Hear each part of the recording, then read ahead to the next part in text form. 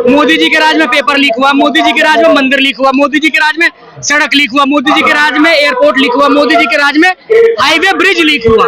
सब टूट रहा है, सब ढह रहा है। राम मंदिर तक लीक हो गया साहब।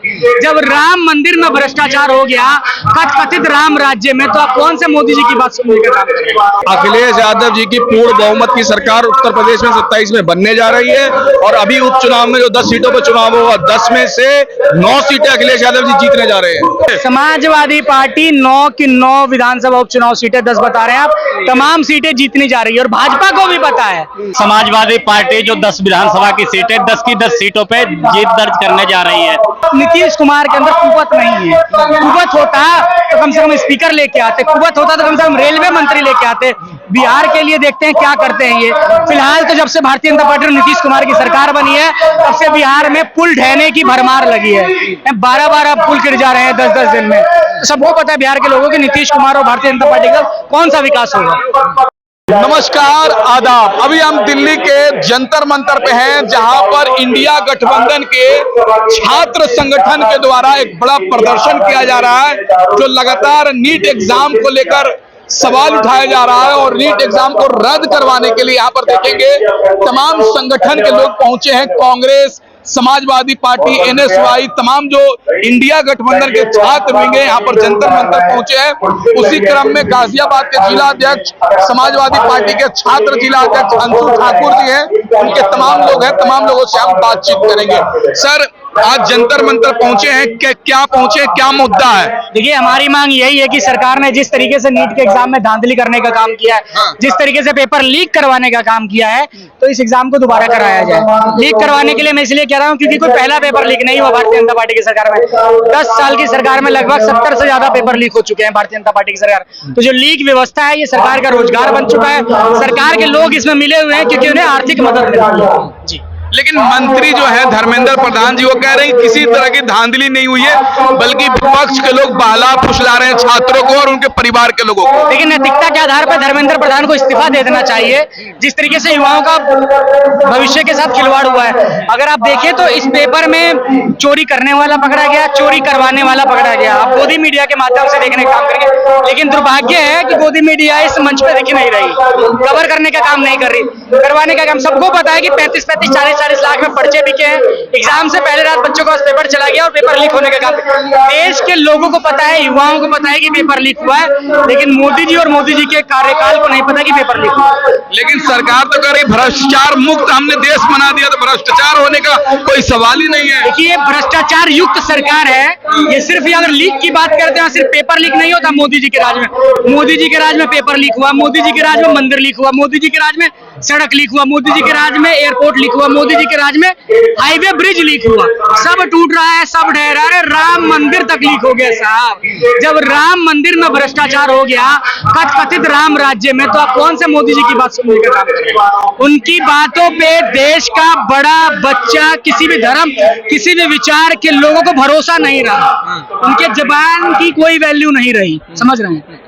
10 उत्तर प्रदेश में 10 विधानसभा में उपचुनाव होने वाले हैं। क्या लग रहा है, लोकसभा की तरफ समाजवादी पार्टी कमाल करने जा रही है? समाजवादी पार्टी 9 की 9 विधानसभा उपचुनाव सीटें 10 बता रहे हैं आप, तमाम सीटें जीतनी जा रही है और भाजपा को भी पता है, भाजपा के लोगों को भी पता है। कितना भी आत्ममंथन, आत्मचिंतन करने का काम करें, लेकिन जो देश का युवा है, मैं बता रहा हूँ, अगर नीट वाला एग्जाम पहले हुआ होता और लीक होता तो शायद इनकी सरकार भी नहीं बनती। समझ रहे हैं? ये कहीं नहीं आ रहे साहब, ये कोई चुनाव में नहीं आएंगे अभी। तो लग रहा है कि बदलाव अब हो रहा है, माहौल बदलाव तो 2024 में ही आपको पता चला कि जनता ने तो बदलाव कर दिया था, लेकिन इस बदलाव को रोकने का काम, जनता की बदलाव को रोकने का काम चंद्रबाबू नायडू और नीतीश कुमार ने करना। लग रहा है नीतीश कुमार और चंद्रबाबू नायडू छोड़ेंगे भाजपा के साथ। छोड़ देंगे, कब पता। मोदी जी का हाल देख रहे हो संसद में कैसे बैठे हैं। कब मोदी जी के 4 कुर्सियों में से 2 पिलर चले जाए, जो 4 पिलर हैं, स्तंभ है नीचे कुर्सी में से 2 चले जाए, किसी को नहीं पता। लेकिन बिहार के लोग लगातार आवाज उठा रहे हैं कि नीतीश कुमार जी विशेष राज्य का दर्जा दीजिए, मांगिए, और नहीं तो मोदी जी के साथ छोड़ दीजिए। देखिए, बिहार के लोगों को पता है कि मोदी जी के साथ जाके उन्होंने क्या स्तर कर लिया। अरे आप अपना कद देखिए, आप ऐसे हो रहे हैं मोदी जी के सामने, कद क्या थे और क्या हो गया। बिहार के लोग, शर्मिंदगी की बात है बिहार के लोगों के लिए। हम ये नहीं कह रहे झुकना गलत बात है, कहाँ झुकना चाहिए सबको पता है कि जो विशेष राज्य का दर्जा होता है वो सिर्फ बातों से नहीं मिलता, बहुत सारे उसके साथ टर्म्स एंड कंडीशन होते हैं जो बिहार के लिए सूटेबल है। नीतीश कुमार के अंदर कुवत नहीं है। कुवत होता तो कम से कम स्पीकर लेके आते, कुवत होता तो कम से कम रेलवे मंत्री लेके आते। बिहार के लिए देखते हैं क्या करते हैं ये। फिलहाल तो जब से भारतीय जनता पार्टी और नीतीश कुमार की सरकार बनी है तब से बिहार में पुल ढहने की भरमार लगी है। 12-12 पुल गिर जा रहे हैं 10-10 दिन में। तो सबको पता है बिहार के लोगों की नीतीश कुमार और भारतीय जनता पार्टी का कौन सा विकास होगा। आप क्या कहेंगे सर, जंतर मंतर आए हैं? देखिए, जंतर मंतर आए हैं, मुद्दा आपको पता है। जो नीट का पेपर लीक हुआ है, आज तक ये सारी भर्तियों के पेपर लीक कर रहे थे, चाहे वो पुलिस भर्ती हो, चाहे डॉक्टरों की भर्ती हो, चाहे वो टीचर्स की भर्ती हो, सारे पेपर उत्तर प्रदेश में और देश में भाजपा की सरकार जब चाहिए लीक हो रहे थे। अब ये पहली बार हुआ है कि नीट का पेपर भी लीक हुआ है। आप इनसे सोचिए कि जो बेचारे स्टूडेंट्स हैं, जिनके पेरेंट्स ना जाने कैसे कैसे काम करके, मजदूरी करके बच्चों को पढ़ाते हैं, उन्होंने फीस भरते हैं, उन बच्चों ने पेपर दिया, वो बच्चे पेपर देके जब घर पहुंचे तो उन्हें पता लगा हमारा पेपर लीक था, इसलिए इस पेपर का रिजल्ट नहीं आएगा। आप ये सरकार इससे अपना पल्ला झाड़ रही है कि हमने कुछ नहीं किया, कोई पेपर लीक नहीं था। लेकिन सरकार से सवाल पूछा जाए कि जो आपके विधायक पकड़े गए,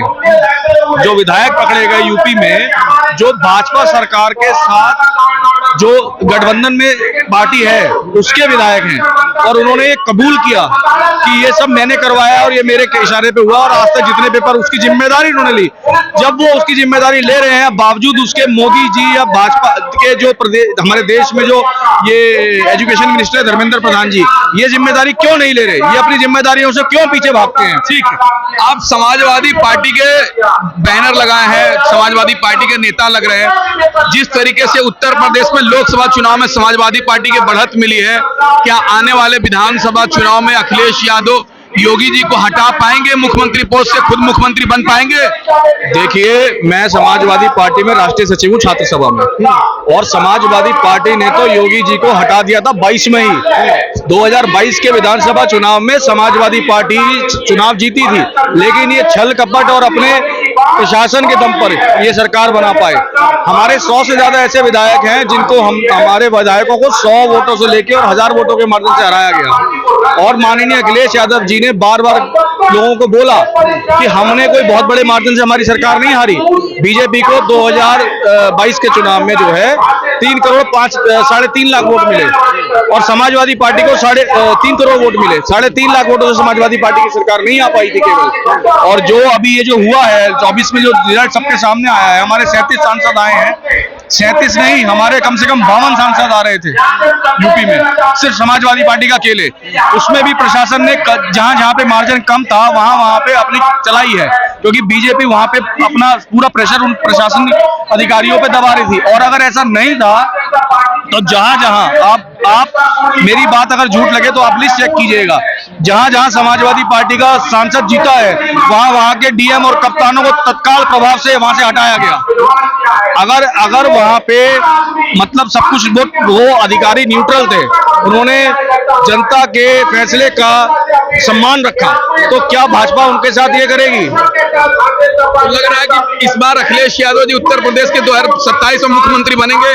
अखिलेश यादव जी की पूर्ण बहुमत की सरकार उत्तर प्रदेश में 27 में बनने जा रही है, और अभी उपचुनाव में जो 10 सीटों पर चुनाव होगा, 10 में से 9 सीटें अखिलेश यादव जी जीतने जा रहे हैं। आप क्या कहेंगे? मैं ये कहूंगा, जैसे जिस तरीके से छात्रों की परीक्षाएं पेपर लीक हो रहे हैं, इससे पहले जो सरकारें थी, पहले भी सरकार चलती थी, लेकिन तब परीक्षाएं लीक नहीं होती थी।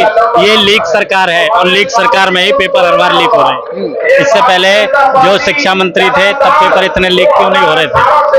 हाँ, भाजपा के लोग कहते हैं लाल झंडा लाल टोपी, इसका मतलब गुंडा होता है। देखिए, अब भाजपा के लोग क्या कहते हैं इससे हमें कोई मतलब नहीं है, लेकिन समाजवादी पार्टी के जो कार्यकर्ता होते हैं वो लोगों की लड़ाई, गरीबों की, मजदूरों की, मजलूमों की, छात्रों की सड़क पर रह के लड़ाई लड़ने का काम करते हैं। हम अपनी आवाज बुलंदी के साथ उठाने का काम करते हैं। कहीं पर भी धरना प्रदर्शन होगा, उसमें बढ़ चढ़ कर समाजवादी पार्टी हिस्सा लेती है, अपनी उपस्थिति दर्ज करवाती है हर जगह पर। लग रहा है कि आप लोग उत्तर प्रदेश में योगी जी को हरा पाएंगे, अखिलेश यादव हरा पाएंगे? देखिए, योगी जी इस समय खुद बहुत असमंजस में है, क्योंकि जो 2024 का चुनाव है आपने भी देखा है, जिस तरीके से समाजवादी पार्टी भारत की तीसरी सबसे बड़ी पार्टी बनी है। उत्तर प्रदेश में बीजेपी हमसे नीचे है, समाजवादी पार्टी की 37 सीटें आई हैं, सबसे बड़ी पार्टी बनकर उभरी है।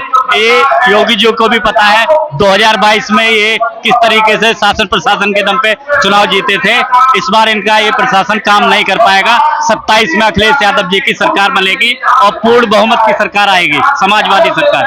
10 सीटों पर उत्तर प्रदेश में विधानसभा का चुनाव होने वाला है, क्या लग रहा है 10 सीटें कौन जीतने जा रहा है? देखिए, समाजवादी पार्टी जो 10 विधानसभा की सीटें 10 की 10 सीटों पे जीत दर्ज करने जा रही है, क्योंकि जहां जहां चुनाव है ज्यादातर सपा के सांसद जीते हुए हैं वहां पर एक कार्यकर्ताओं की मजबूती भी नेता को मिलेगी। इस तरीके से सपा के ही विधायक वहां से जीत के आएंगे। लेकिन भाजपा के लोग दावा कर रहे हैं 10 में 10 हम जीतने जा रहे हैं। वो तो समय बताएगा कौन जीतने जा रहा है, कौन हारने जा रहा है। समाजवादी पार्टी इस बार 10 की 10 सीटें जीत के अपना झंडा बुलंद करेगी उत्तर प्रदेश में। चलिए, बहुत शुक्रिया। क्या नाम है? महेश यादव नाम है मेरा, मैं गाजियाबाद से जिला उपाध्यक्ष हूँ छात्र सभा से। ठीक है, तो अभी हम दिल्ली के जंतर मंतर पे है। देखिए, जहां 4 जून का नीट का एग्जाम का रिजल्ट आया था, उसी टाइम से नीट एग्जाम में धांधली का आरोप लगाकर आंदोलन प्रदर्शन चल रहे हैं। अभी जंतर मंतर पे प्रदर्शन चल रहा है। देखिए, नीट एग्जाम कहा जा रहा है। इस वीडियो के बारे में आप क्या सोचते हैं, कमेंट करके बताएं, और हमारे चैनल से नहीं जुड़े तो सब्सक्राइब करके जुड़ जाए। धन्यवाद।